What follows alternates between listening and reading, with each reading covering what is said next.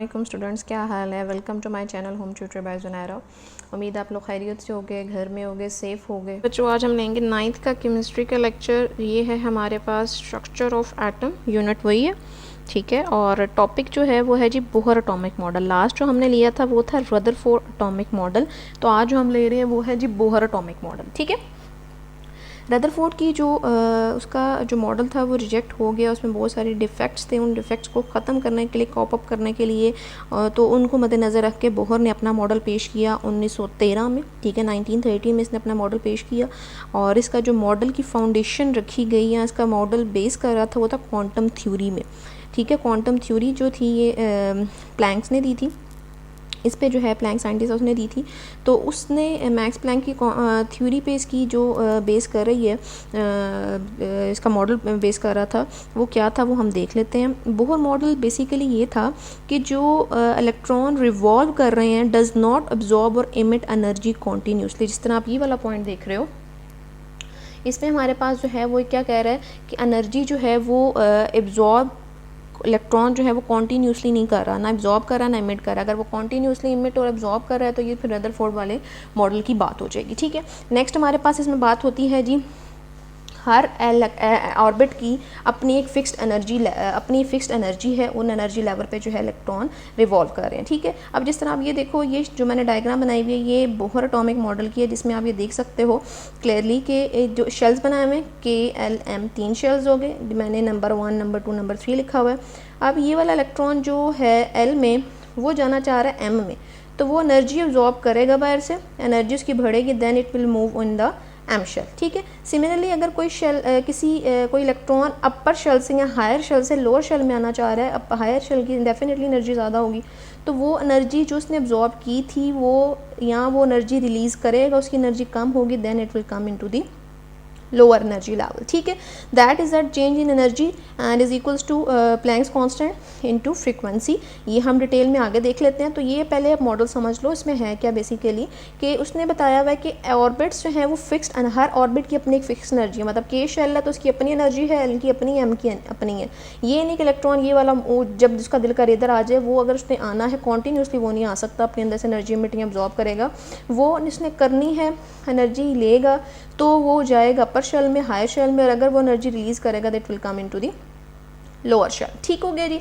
Next हम बात करते हैं इसमें पोस्टुलेट्स की। तो पोस्टुलेट्स में आप देख लो, पहला पोस्टुलेट कहता है हाइड्रोजन जो है, जाहिर बात है सिंपल छोटा सा एलिमेंट है जिसके पास एक इलेक्ट्रॉन, एक ही प्रोटॉन है। ये टाइनी न्यूक्लियस इसका होता है, उस टाइनी न्यूक्लियस के गिर्द इलेक्ट्रॉन रिवॉल्व कर रहा है अपने एक सर्कुलर ऑर्बिट में, जिसका रेडियस जो है वो R है, ठीक है।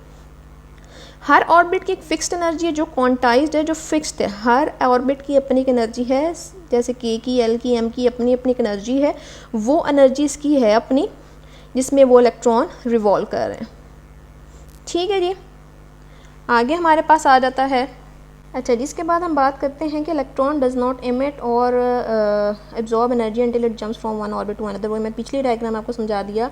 इलेक्ट्रॉन जो है वो एक शेल से दूसरे शेल में इतने इजीली नहीं जा सकता, कॉन्टीन्यूसली वो मूवमेंट नहीं शो करता, वो रिवॉल्व करता है अपने ऑर्बिट में। अगर उसने जाना है दूसरे ऑर्बिट में तो क्या होगा, उसके लिए उसने क्या करना है, एनर्जी जो है वो एमिट करनी है या एब्जॉर्ब करनी है, ठीक हो गया जी। उसके बाद अगर हम बात करते हैं इसमें कि electron jumps from lower energy level to higher. अब लोअर से हायर में जाएगा तो एनर्जी एब्जॉर्ब करेगा, हायर से लोअर में आएगा तो एनर्जी रिलीज़ करेगा, ठीक हो गया जी। जैसे आप देखो, मैं अभी आपको बुक के इसी डायग्राम से समझा देती हूँ।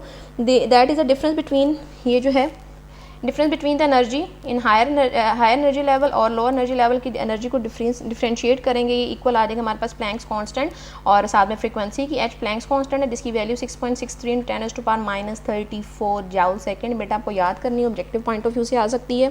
डेरिवेशन कैसी है वो भी आपकी बुक में नहीं दी हुई, बड़े लेवल में जाकर आप सीखोगे, ठीक है। देन हमारे पास फ्रीक्वेंसी आ जाती है। तो ये बेसिकली ये वाला पॉइंट है जो मेजर है, जिसकी वजह से पता चलता है कि इसकी जो इसका मॉडल है वो बेस कर रहा है किस पे, प्लैंक्स इस पे क्वांटम थ्योरी पे बेस कर रहा है, ठीक है। देन हमारे पास फिफ्थ वाला पॉइंट है, electron can revolve in only in orbit of fixed angular momentum.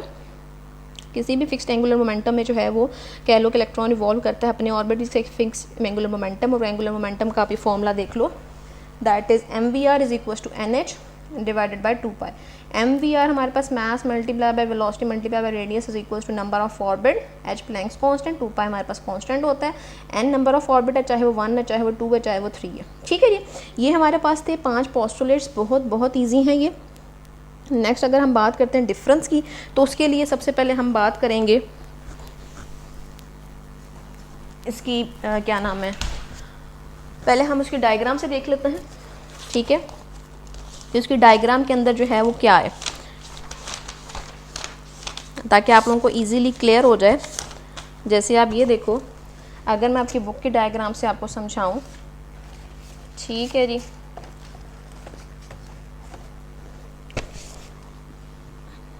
ये बुक की डायग्राम आप देखो। इस बुक की डायग्राम में आप देखोगे अब कि ये वाला जो हमारे पास है, ये एनर्जी रिलीज़ होगी कब, जब इलेक्ट्रॉन जो है वो हायर शेल से लोअर शेल में जाएगा।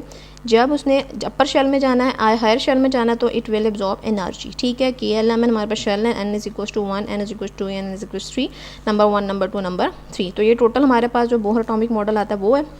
Next come to the difference between Rutherford atomic model and Bohr atomic model, that is very easy, paper में आ सकता है। रदरफोर्ड एटॉमिक मॉडल बेटा बेस कर रहा था क्लासिकल थ्योरी में, ये आप पीछे पढ़ चुके हो। बोहर एटॉमिक मॉडल बेस कर रहा है क्वांटम थ्योरी में भी बताया। रदरफोर्ड एटॉमिक मॉडल में इलेक्ट्रॉन रिवॉल्व करता है न्यूक्लियस के गिर्द। बोहर कहता है कि भाई इलेक्ट्रॉन रिवॉल्व तो करता है ऑर्बिट्स में, लेकिन it having a fixed energy.